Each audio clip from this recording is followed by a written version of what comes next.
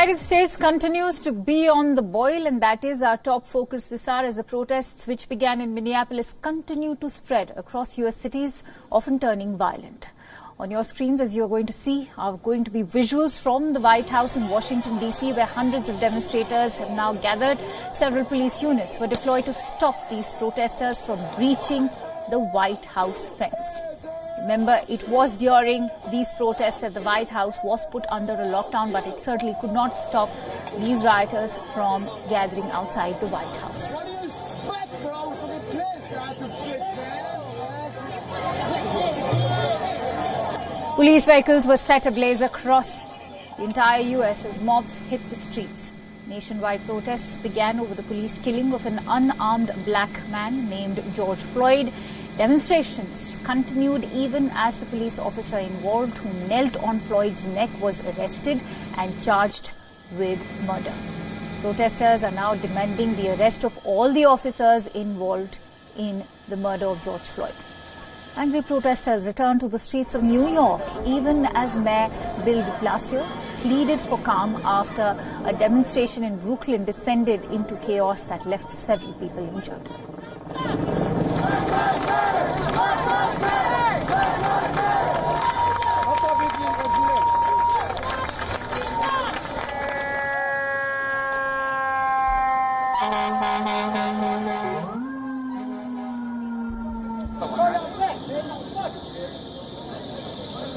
Meanwhile, rioters were seen looting stores across Philadelphia as the law enforcement agencies struggled to curb the unrest.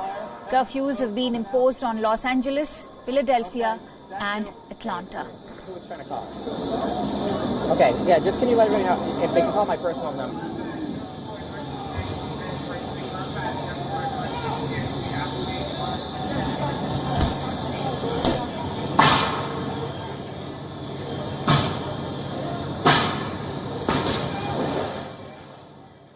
And so the U.S. city of Minneapolis continues to be at the center of violent protests over the police killing of an unarmed black man, George Floyd. Heavily armed police and protesters have clashed in Minneapolis as authorities urged calm. Remember, Minneapolis has been on the edge for long now, quite a few days. National Guards have patrolled the riot-hit city as firefighters battled flames that engulfed the building as protesters defied a curfew for a fifth day of demonstrations. This is the first time since World War II that Minnesota's National Guard has been fully mobilized. The force that it was all in to restore order in the state. Meanwhile, Trump has said that his administration will not give in to anarchy. Listen into what the U.S. president had to say.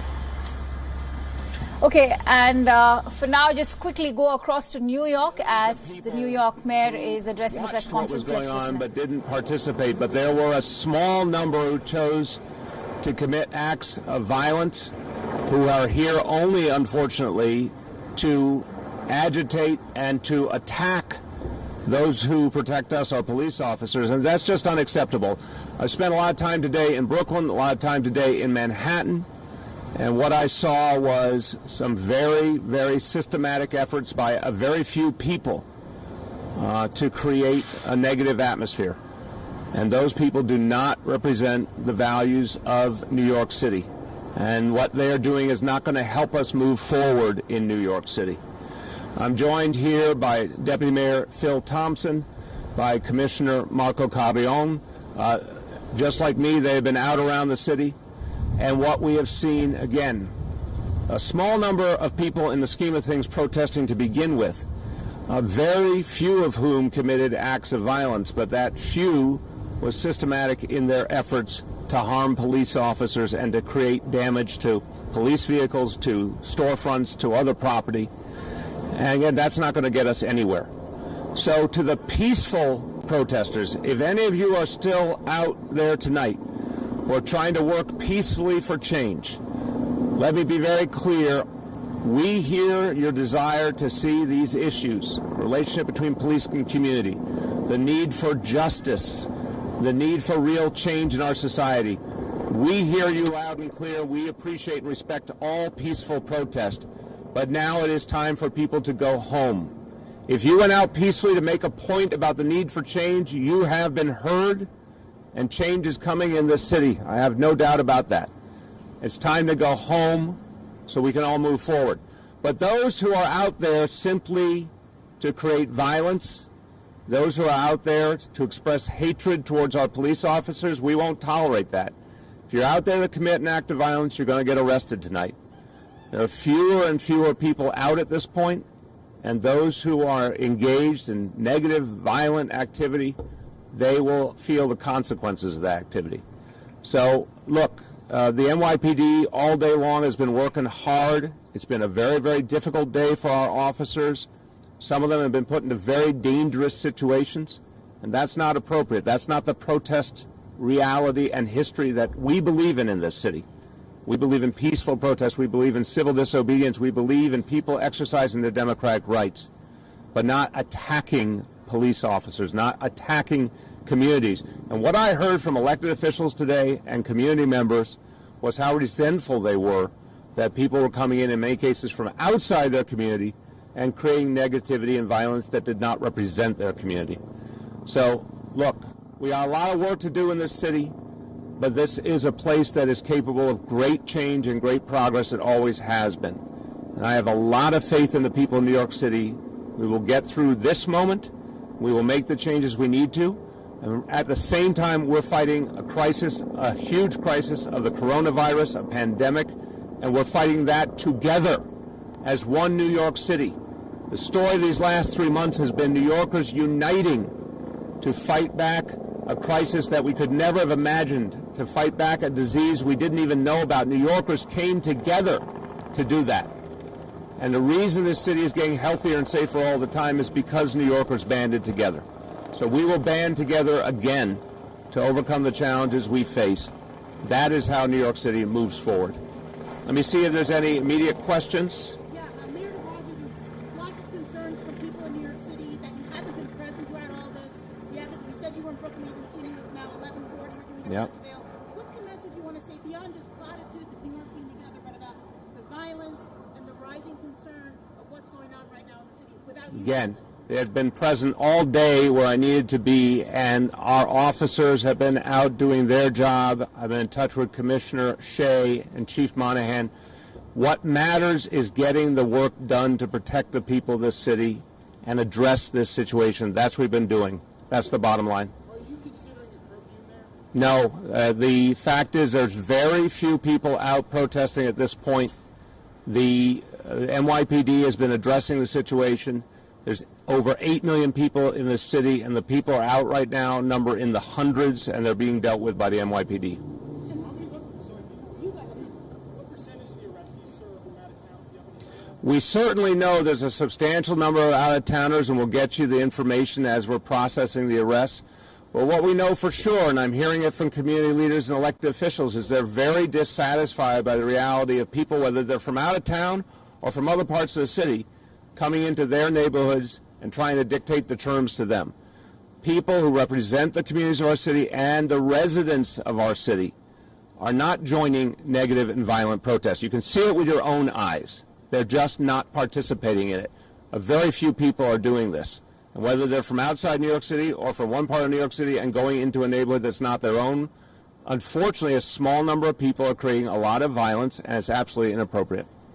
How could one, with their eyes, determine if someone's a New Yorker, they live here, maybe they have a license from another place, they moved here a year ago? How do you quantify that?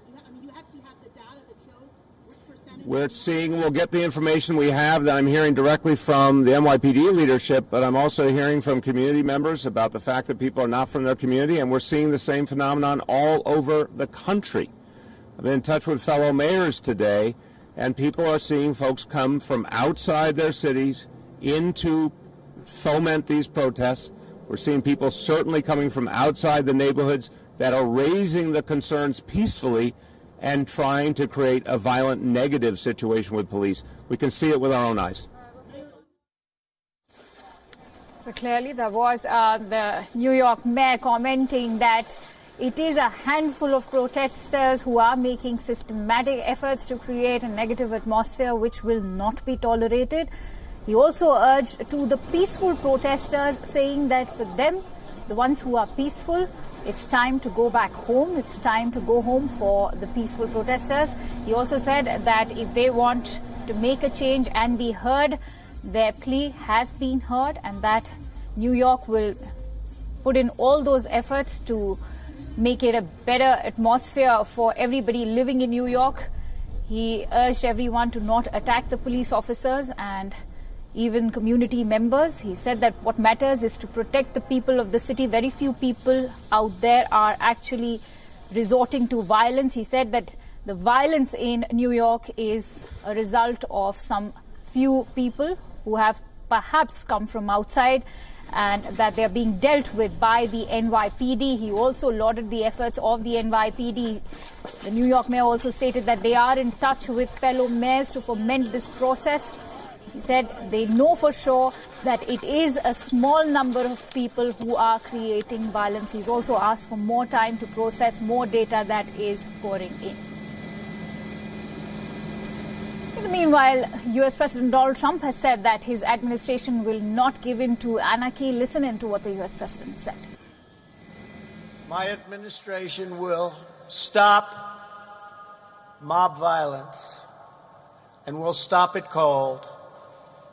It does not serve the interest of justice or any citizen of any race, color, or creed for the government to give into anarchy, abandon police precincts, or allow communities to be burned to the ground. Won't happen. Those making excuses or justifications for violence are not helping the downtrodden, but delivering new anguish and new pain. Also earlier, Minnesota Governor Tim Walz urged protesters to go home, saying that violence is not the solution. I can tell you that you'll see the best of Minnesotans rising. You'll see opportunities for people to show the best of who we are. And we simply ask for cooperation to help us reestablish order on our streets, to make it clear that the force that has been put on the ground is there for the long haul, that this is not a place where violence is any way going to step on or dilute the message that we've got work to do around racial injustices. We've got work to do to bring justice for George,